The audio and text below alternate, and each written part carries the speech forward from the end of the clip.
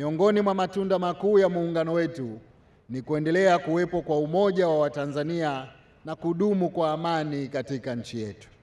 Hakika hizi ni tunu muhimu ambazo sote tuna wajibu wa kuzilinda na kuzidumisha. Umoja wa Watanzania unatoa nafasi pana kwa wananchi wa pande zote mbili za muungano kunufaika na fursa mbalimbali zikiwemo za kisiasa, kiuchumi na kijamii. Katika hali hiyo, hakuna mwananchi hata mmoja hapa Tanzania anayekosa faida za kuwepo kwa muungano huu kwa namna moja ama nyingine. Aidha, amani ya Tanzania ndio msingi mkuu wa maendeleo tunayoyapata katika sekta zote. Kwa mnasaba huo, hatua hii ya ujenzi wa miundombinu ya barabara tulioiwekea jiwe la msingi leo na utekelezaji wa miradi mingine ya maendeleo ni matokeo ya kuendelea kuwepo kwa amani katika nchi yetu. Amani tulionayo ndio inayoiwezesha serikali kupanga na kutekeleza miradi mbalimbali ya maendeleo. Hivyo nichukue fursa hii kutoa wito kwa Watanzania wenzangu, tuendelee kulinda na kudumisha amani tulionayo ili nchi yetu izidi kupiga hatua za maendeleo.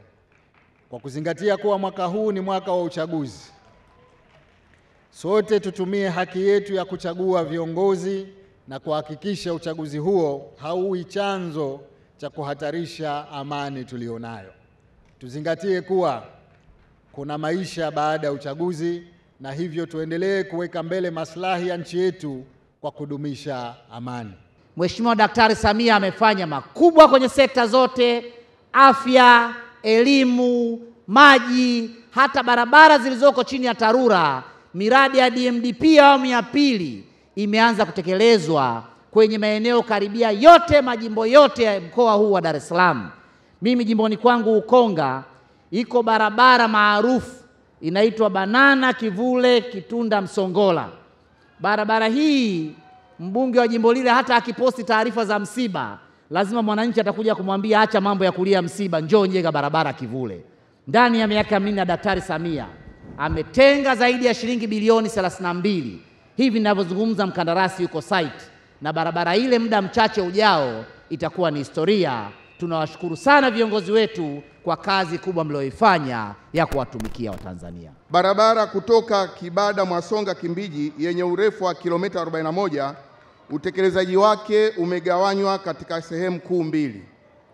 Sehemu ya kwanza, yani package 1, ni sehemu ya barabara kuanzia Kibada hadi Songani yenye urefu wa kilomita 26.7, na sehemu ya pili inaanzia Songani kupitia Kijaka hadi Kimbiji yenye urefu wa kilomita 14.3. Ujenzi wa sehemu zote hizi mbili za mradi huu zinatekelezwa kwa pamoja, na kazi ya ujenzi ilianza tarehe 10 mwezi Aprili mwaka jana 2024 na ilipangwa kukamilika tarehe 9 mwezi Desemba mwaka huu.